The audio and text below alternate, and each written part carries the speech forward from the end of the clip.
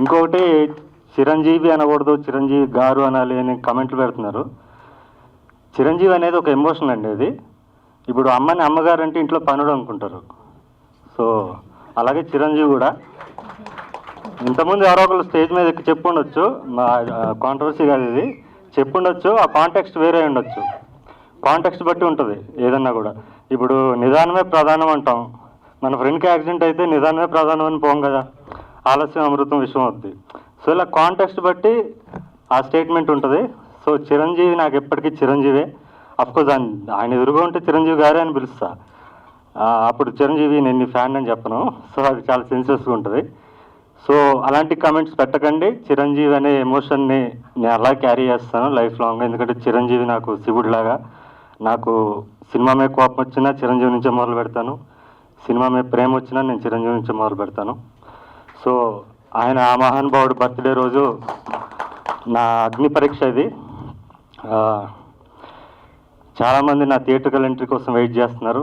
So time తీసుకున్నాను, కరెక్ట్గా దిగాలనుకున్నాను, కరెక్ట్గా దిగాను. ఐ బిలీవ్ ఇది ప్రతి మనిషికి కనెక్ట్ అవుద్ది. ఇందులో లోరాజ్ క్యారెక్టర్ గురించి చెప్పాలి. నేను ఇప్పుడు మీ టీజర్ చూస్తుంటే క్లాస్ వార్ పైన అది. నేను ఒక నారాయణగూడలో ఒక హాస్టల్లో ఉండేవాడిని, బాయ్స్ హాస్టల్లో ఉండేవాడిని. నేను ఒక లోవర్ మిడిల్ క్లాస్ ఫ్యామిలీ నుంచి వచ్చాను. ఆ హాస్టల్ ఎదురుగా ఒక ఇంట్లో ఆర్టీఓ ఉండేవాడు, ఒక ఆయన బాగా డబ్బున్న వాళ్ళు. అతనికి ఒక కొడుకు ఉండేవాడు, ఫుల్ ఏసీ కలరు, తెల్లగా ఉంటాడు, స్మార్ట్గా ఉంటాడు. రోజు కారులో నైట్ వచ్చేవాడు, ఫ్రెండ్స్తో పార్టీస్ చేసుకుని ఇంటికి వచ్చేవాడు. నేను అక్కడ అప్పట్లో క్రికెట్ ఆడేవాడిని, షాడో ప్రాక్టీస్ చేసేవాడిని హాస్టల్ ప్రెమిసెస్లో.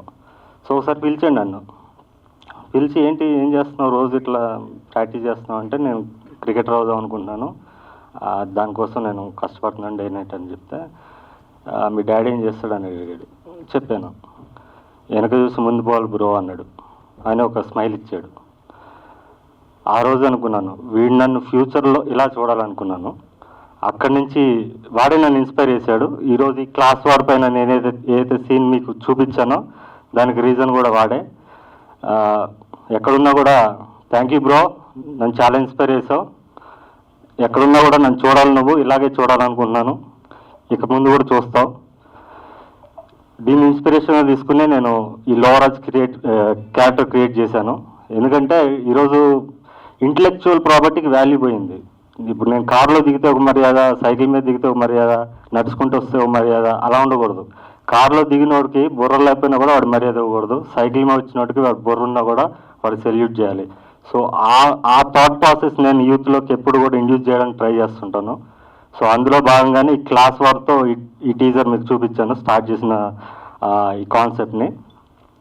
అండ్ నేను ఎప్పుడు కూడా నా కోసమే సినిమాలు తీసుకుంటాను. అంటే నటుడిగా నేను నా హైయెస్ట్ పొటెన్షియల్ని నేను ఎగ్జిబిట్ చేసుకోవడానికి తీసుకుంటాను. కానీ నాతో పాటు ఎప్పుడు కూడా ప్రతి సినిమాలో ఒక 50 మంది నటీనటులను, కొత్త నటీనటులను ఎంకరేజ్ చేస్తాను. ఎందుకంటే నేను పడిన కష్టం, ఒక టాలెంట్ని గుర్తించడానికి నాకు 20 years పట్టింది. నేను తిరగని ఆఫీస్ లేవు ఒక టైంలో, ఒక 1-2 years స్పాన్లో. చెప్పులు అరిగిపోయినాయి. నాకు 20 ఏళ్ళు పట్టింది, నాలాగా ఇంకోటికి 20 ఏళ్ళు పట్టకూడదని చెప్పి నేను రాసే కథ కూడా ఒక రామాయణం లాగా, మహాభారతం లాగా ప్రతి క్యారెక్టర్కి ఇంపార్టెన్స్ ఉండేటట్టు, ఏదో ఉన్నారన్నట్టు కాకుండా ప్రతి క్యారెక్టర్కి ఇంపార్టెన్స్ ఉండేటట్టు ప్రతి ఆర్టిస్ట్తో కూడా ఎప్పుడు 1 to 1 ఉంటాను. నేను గ్రూపులు కట్టేవాడిని ఎప్పుడు నేను ఎంకరేజ్ చేయను, ఎవరిని రాయమని కూడా. ఎందుకంటే అలాంటి గ్రూపులు కట్టే వాళ్ళ వల్లే నాకు ఇంత టైం పట్టింది నాలాంటి సామాన్యుడికి. సో గ్రూపులు కట్టే వాళ్ళని, టీం వర్క్ అని మాట్లాడే వాళ్ళని నేను ఎప్పుడు ఎంకరేజ్ చేయను. ఎందుకంటే నాది టీం వర్క్ కాదు.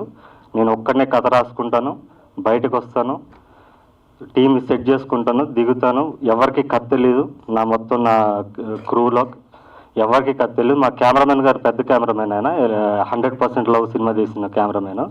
ఇంకా ఆయన పెద్ద కెమెరామెన్ కదా, ఆయనకి ఏమైనా కథ చెప్దామని నా దగ్గర కథలేదు. ఫస్ట్ కథ చెప్పడానికి, సార్ మీకు సింగిల్ లైన్ ఆర్డర్ పంపిస్తాను సార్ అంటే, పర్లేదండి ఈ జర్నీ చేద్దాం, మీరు కథ చెప్పొద్దు, మీరు ఏమనుకున్నారో అది తీయండి అన్నారు.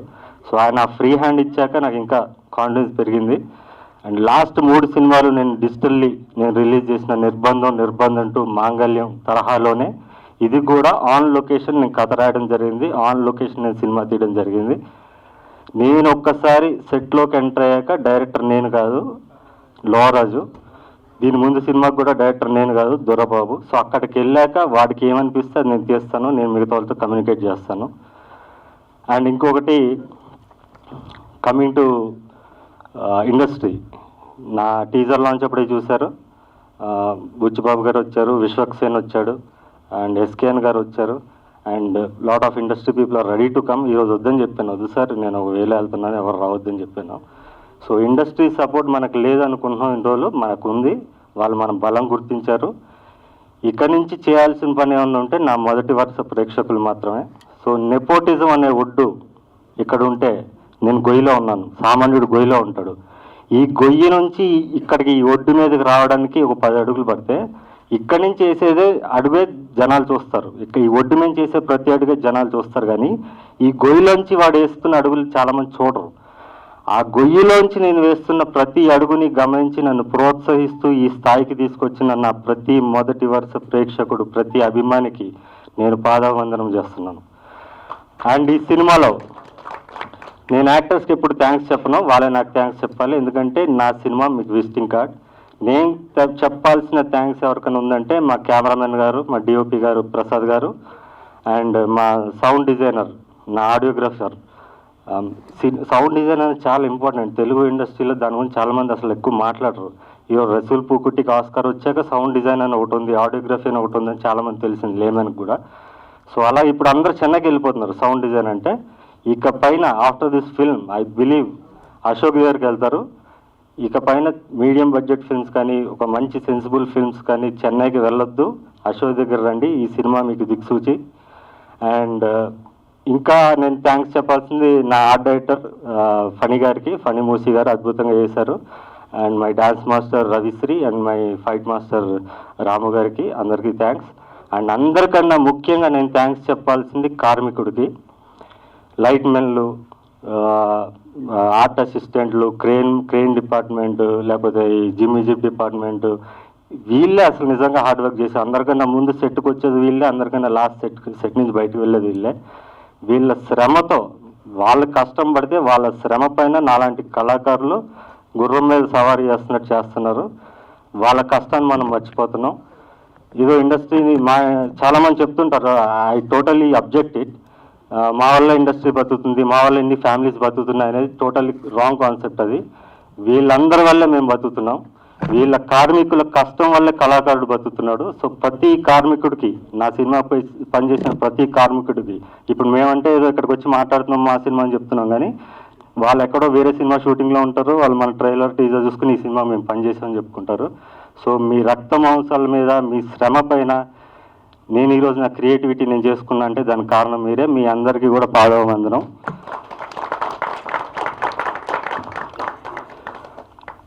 ఇంకా నా క్రూ మాట్లాడతారు, నా దాంట్లో యాక్ట్ చేసిన ప్రతి నటులను ఇంట్రడ్యూస్ చేస్తాను. ముఖ్యంగా కిరీటి రా.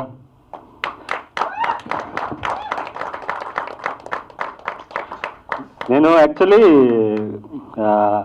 లాస్ట్ 3 సినిమాలు, నేను డిజిటల్లీ రిలీజ్ చేసిన 3 సినిమాలు కూడా ఆన్ లొకేషన్ కథ రాశాను. ఈసారి సినిమాకు థియేటర్కి వస్తున్నాను, ప్రాపర్ కథ రాసుకోవాలని చెప్పి 2-3 కథలు రాశాను ఒక్కనే కూర్చుని. రాసి 3 చింపేసి మళ్ళీ ఆన్ లొకేషన్లో అదే ఫైల్లో రాయాలి. సో దీనికి స్టార్ట్ చేయాలనుకున్నప్పుడు నాకు ఒక ఆర్ట్ డైరెక్టర్ కావాలి. దీంట్లో యముడు గద, యముడు కిరీటం చేయాలన్నమాట.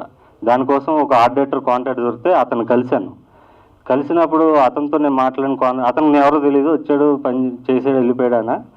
ఈ కాన్వర్జేషన్ అంతా వాళ్ళ తమ్ముడు ఒకటి చూస్తున్నాడు. వాడేమో యాక్టర్, వాడికి థియేటర్ యాక్టర్, వాడికి పిచ్చి యాక్టింగ్ అంటే. వాడు అటు ఇటు కనుక్కొని నా దగ్గరకు వచ్చి నాకు ఇలా యాక్టింగ్ ఇంట్రెస్ట్ ఉన్నా, నీ సినిమాలో చేస్తా అంటే, నాకు వీడిని చూశాను, 2 days చూశాక రాముడికి లక్ష్మణ్, ఇంతకుముందు లక్ష్మణ్ ఎలాగో ఈ సినిమాకి సూర్యబాబు అలాగా. లక్ష్మణ్ బాగా ఎంటర్టైనింగ్ ఉంటాడు, కానీ ఇందులో సూర్యబాబు చాలా సెటిల్డ్గా ఉంటాడు. ప్రతి హీరో ఫ్రెండ్ అంటే ఇలా ఉండాలి అనే విధంగా సూర్యబాబు ఉంటాడు. All the best to him.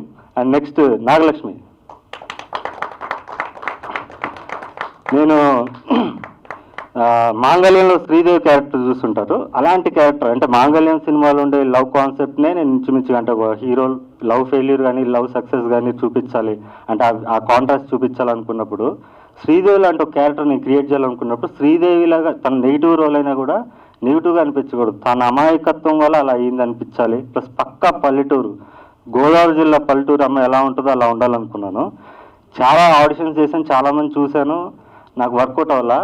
So ఈ కిరీటి వీళ్ళ దాంట్లోనే పనిచేసే ఒక అమ్మాయి ఉంది సార్, అంటే వేరే క్యారెక్టర్, వేరే హీరోయిన్, మెయిన్ హీరోయిన్ క్యారెక్టర్గా తీసుకొచ్చాడు. కానీ ఈ అమ్మాయిలో నేను ఈ క్యారెక్టర్ చూశాను.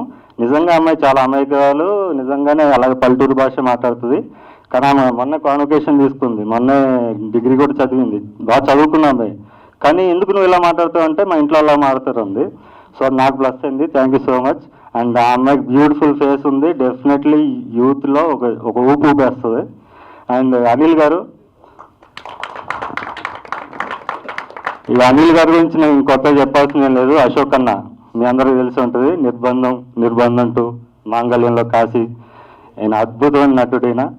ఆయన గురించి నేను చెప్పవసరం లేదు, ఇంకా ఆల్రెడీ ఆయన స్టార్. ఈ సినిమాతో థియేటర్కి వెళ్ళి ఎంట్రీ ఇస్తున్నాను నాతో పాటు అంతే. అండ్ మిగతా మన సుధీర్, ఇన్స్టాగ్రామ్ స్టార్ సుధీర్ ఉంటాడు సారా. వీడు యాక్చువల్లీ రీల్స్ చేసేవాడు అనమాట. నాకు ఇంత పెద్ద స్టార్ అని తెలియదు, రీల్స్ నచ్చి బాగా చేసేవాడు. తన ఓన్ వాయిస్తో, ఓన్ కంటెంట్తో చాలా బాగా చేసేవాడు. ఇందులో ఒక చాలా ఇంపార్టెంట్ రోల్ ఉంటే పిలిచేది తెలిసింది. అసలు నా సినిమా టీజర్ కింద కూడా సుధీర్ అన్న ఫ్యాన్స్ అని పెడుతున్నారు. నా మీనేమో ఫోన్ చేసి, సార్ మీరు సుడిగాలి సుధీర్ అనుకుంటున్నారు చాలామంది మిమ్మల్ని, సుధీర్ అన్న ఫ్యాన్స్ అంటే నేను కూడా షాక్ అయ్యి, తర్వాత అర్థమైంది వీడని. నిఖిల్ ఆల్రెడీ వాడిని ఇంట్రడ్యూస్ చేశాము. ఇతను కూడా థియేటర్ యాక్టర్, ఫెంటాస్టిక్ యాక్టర్, మీరు చూసారు ఆల్రెడీ, తన గురించి చెప్పాల్సిన అవసరం లేదు. నాగతేజ,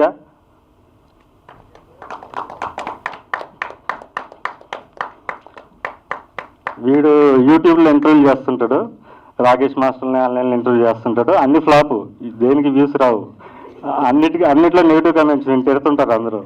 నన్ను కూడా అడిగాడు ఇంటర్వ్యూ 4 years బ్యాక్, అన్న నీ ఇంటర్వ్యూ కావాలంటే నీ లింక్ ఏమైనా పంపించంటే చూసా, నువ్వు యాంకరింగ్ పనికిరావు, యాక్టింగ్ పనికి వస్తావు, నేను చెప్తాను నేను ఫ్యూచర్ అన్న. దీంట్లో కూడా ఫెంటాస్టిక్ రోల్ చేశాడు. అండ్ వీడి డైలాగ్ డెలివరీ గురించి చెప్పాలంటే మాత్రం చాలా న్యాచురల్ డైలాగ్ డెలివరీ, ఫ్యూచర్లో పెద్ద యాక్టర్ అవుతాడు. సో వీళ్ళందరినీ ఇంట్రడ్యూస్ చేశాను, ఇంకా చాలా మంది ఇంట్రడ్యూస్ చేశాను. వాళ్ళ గురించి ఇప్పుడు అంటే ఇంకో మెయిన్ విషయం ఏంటంటే, నా క్యారెక్టర్ 2 హీరోయిన్స్, శృతి అని ఇంకో అమ్మాయి చేసింది, ఆమె కూడా చాలా బాగా చేసింది. విజయవాడలో ఉంది ఇప్పుడు, కుదరలేదు, సడన్గా అరేంజ్ చేయడం వల్ల పిల్లలేదు. నాది 2 హీరోయిన్ది పక్కన పెడితే మిగతా క్యారెక్టర్స్ అన్నీ కూడా సమానమైన క్యారెక్టర్స్. నా ప్రతి సినిమాలో కూడా 15 నుంచి 20 సీన్లు ఉంటాయి. సో ఎవరిది ఎక్కడ ఏ ఆర్డర్ పెట్టాలో తెలియదు. సో నేను జంబుల్ చేస్తుంటాను, ఒక్కొక్కసారి ప్రెస్ మీట్లో ఒక్కొక్కసారి జంబుల్ చేసి పెడుతుంటాను.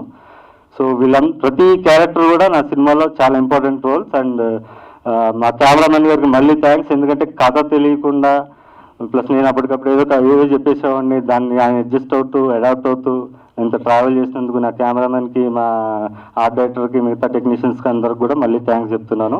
అండ్ ఇప్పుడు వీళ్ళు మాట్లాడతారు. Thank you. నా పేరు అనిల్. సరోజ్ గారు చెప్పినట్టు చిరంజీవి అనేది ఎమోషన్. నేను కూడా చిరంజీవి గారిని చూస్తూ పెరిగాను. ఇది యాదృచ్ఛికం ఏం కాదు, అనుకొని పెట్టింది అనుకుంటే ఈ డేటు చిరంజీవి గారి బర్త్డే. నేను కూడా ఇంజనీరింగ్ చదువుకున్నప్పుడు చిరంజీవి గారి క్యాసెట్స్, చిరంజీవి గారి బుక్స్, చిరంజీవి గారి మ్యాగజైన్ వచ్చేది, ఇవన్నీ కలెక్ట్ చేసి పెట్టుకునేది సందులో. అందరూ అంటే ఫ్రెండ్స్ చూసినప్పుడు ఎగతాళిగా కూడా చేసేవాళ్ళు కొంతమంది, ఏంది దాన్ని పెట్టుకున్న ఇంజనీరింగ్ చదువుకుంటా అని. బట్ చిరంజీవి అనేది అదొక ఎమోషన్ అంతే. ఆయన బర్త్డే రోజు రిలీజ్ కావడం నిజంగా ఆనందంగా ఉంది. పరాక్రమ సినిమా, ఈ సినిమాలో నేను ఎంటర్ కావడానికి కొంచెం చిన్న కథలాగా ఉంది, చెప్తాను. ఇది ఒకరోజు సరోజ్ సార్ ఫోన్ చేశారు. ఫోన్ చేసి ఒకటి పోలీస్ క్యారెక్టర్ ఉందండి మీరు చెయ్యాలి అని అన్నారు. అంటే సార్ నేను మరి గడ్డంతో ఉన్నాను సార్, వేరే ఒక కమిట్మెంట్ ఉంది, అది ఇంకా స్టార్ట్ కాలేదు అంటే, సరే చూద్దాం మరి నేను వేరే ఆప్షన్స్ చెక్ చేస్తానన్నారు. మళ్ళీ నాకు కూడా బాధేసింది చేయలేకపోతున్నానా అని. బట్ మళ్ళీ ఒక 2-3 డేస్లో సార్ కాల్ చేశారు మళ్ళీ చేసి, సార్ గడ్డం ఉన్నా పర్వాలేదు, నేను క్యారెక్టర్ మారుస్తున్నాను, ఇది సిక్ పోలీస్ క్యారెక్టర్ చేద్దామా అది అనగానే నాకు చాలా సంతోషం అనిపించింది. అసలు అంటే నా కొరకు క్యారెక్టర్నే మార్చుకున్నారు అంటే అది చాలా గర్వంగా ఫీల్ అవుతున్నాను నేను. నాకు నిర్బంధంలో కూడా నాకు ఫస్ట్ ఎంట్రీ ఇచ్చింది సారే. అసలు అందులో అశోక్ అన్న క్యారెక్టర్కు ఒక క్యారెక్టర్ తోటి అంటే సినిమాలో ఒక క్యారెక్టర్ తోటి యాక్టర్ని గుర్తించడం అనేది అది ఒక పెద్ద అచీవ్మెంట్ అనుకుంటున్నాను నేనైతే. అది నాకు అశోక్ అన్న క్యారెక్టర్ తోటి చాలా మంచి పేరు వచ్చింది. ఇండస్ట్రీలో కొంచెం తెలిసిన అంటే ఆ క్యారెక్టర్ వల్లనే. దానికి సరోజ్ సార్కి నేను చాలా కృతజ్ఞతగా ఉంటాను డెఫినెట్గా. Thank you so much sir. Parakrama సినిమా పెద్ద సక్సెస్ కావాలని కోరుకుంటున్నాను డెఫినెట్గా. ఇందులో పనిచేసిన ఆర్టిస్ట్ అందరికీ, అలాగే టెక్నీషియన్స్ అందరికీ, అందరు వర్క్ చేసిన కాస్ట్ అండ్ క్రూ అందరికీ కృతజ్ఞతలు తెలియజేసుకుంటూ అందరికీ ఆల్ ది బెస్ట్ కూడా చెప్తున్నాను. ఎందుకంటే ఇలాంటి సినిమా ఆడితేనే ఒక గుర్తింపు వస్తుంది ప్రతి ఒక్కరికి, దాంట్లో నటించిన వారికి. సో దాని గురించి చెప్తున్నాను. Thank you so much sir and all the very best sir. అంటే సొంతంగా కూడా చెప్పుకుంటున్నాను ఆల్ ది బెస్ట్ అని, మీకు డెఫినెట్గా చెప్తాను sir. Thank you so much, thank you so much sir. First అయితే అన్నకి థ్యాంక్ యూ చెప్పాలన్నా, చిన్న క్యారెక్టర్ ఇచ్చినందుకు ఈ సినిమాలో.